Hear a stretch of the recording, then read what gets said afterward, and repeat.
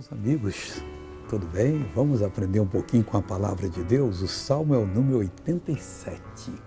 E aqui o salmista é usado por Deus para dizer o seguinte: o Senhor ama as portas de Sião mais do que todas as habitações de Jacó. Mas o que é isso? As portas da igreja, Deus ama mais do que todas as habitações de Jacó.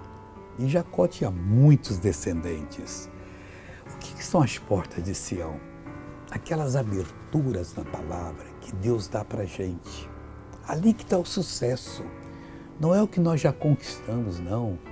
E nós ficamos, porque eu já tive isso, meu irmãozinho. Quando Deus abre a porta da palavra, você entende, você tem um caminho novo, vivo e poderoso para trilhar.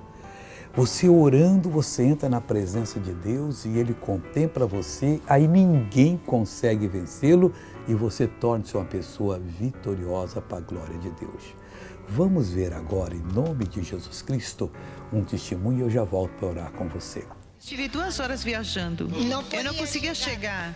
Eu desci no lugar errado e caminhei 8 quarteirões para chegar. Mas cheguei.